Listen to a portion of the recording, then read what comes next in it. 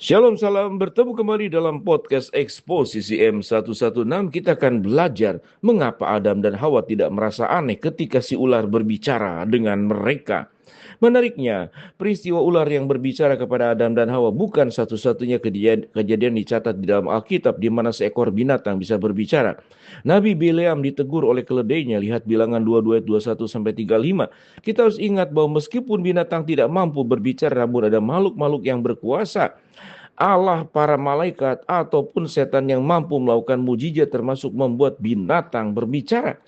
Sebagian ahli Alkitab berpendapat bahwa setanlah yang berbicara melalui ular di Taman Eden, bukan si ular itu sendiri yang berbicara dengan kemampuan sendiri.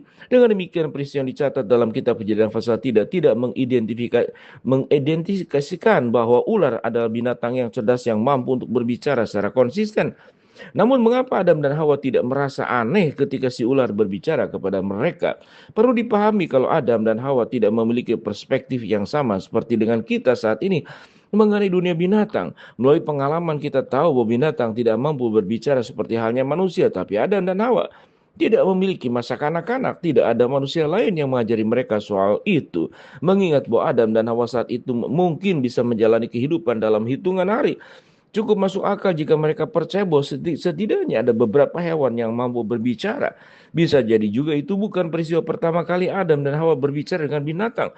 Mungkin setan atau bahkan Allah sendiri sebelumnya telah menggunakan binatang untuk berkomunikasi dengan Adam dan Hawa.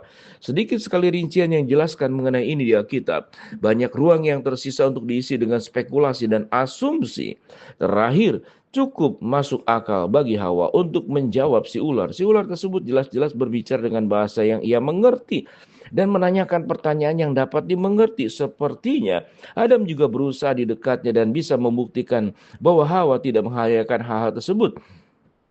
Bukan soal ular yang bisa bicara dan seharusnya mereka khawatirkan. Yang seharusnya mereka khawatirkan dari si ular adalah kemampuannya dalam berdusta hingga menyebabkan mereka sampai meragukan perintah Allah. Kejadian 3 ayat 1, menentang Allah. Kejadian 3 ayat 4, dan mempertanyakan maksud Allah. Kejadian 3 ayat yang kelima. Hal-hal ini seharusnya yang memberi Adam dan Hawa segera berhenti berbicara kepada si ular. Itulah podcast Eksposisi. Ular bisa berbicarakah?